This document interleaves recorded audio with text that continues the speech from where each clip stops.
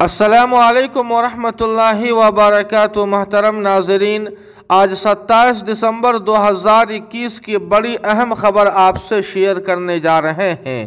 ناظرین، کورونا کی ایک نئی قسم اومیکرون کے بڑھتے واقعات کے پیش نظر حکومت نے سخت پابندیاں عائد کر دی ہے اور یو پی سمیت کئی صوبوں میں نائٹ کرفیو کے ساتھ ماسک پہننے اور جاری ضروری ہدایات پر عمل کو لازم کر دیا ہے۔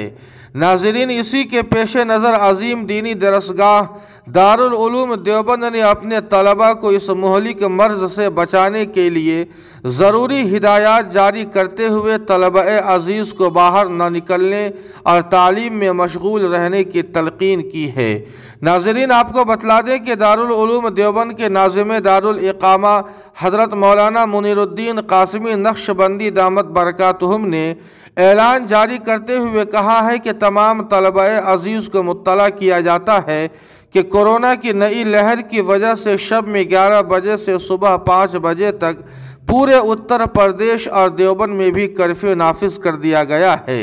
اس لیے طلباء عزیز اپنے اپنے کمروں میں رہ کر مطالعہ اور تکرار میں مشغول رہے، احاطے سے باہر نہ جائے۔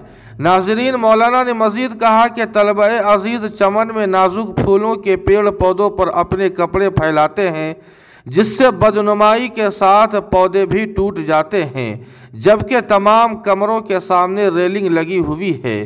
طلباء عزیز ہرگز چمن میں کپڑے نہ پھیلائے ورنہ کارروائی ہوگی۔ جی ہاں ناظرین کرام، اس خبر کے متعلق آپ کی کیا رائے ہے؟ کمنٹ کر کے ہمیں ضرور بتائیں۔ ویڈیو کو لائک اور شیئر کر دیں اور قاسمی جی کے کو سبسکرائب کرنا نہ بھولیں۔ والسلام علیکم۔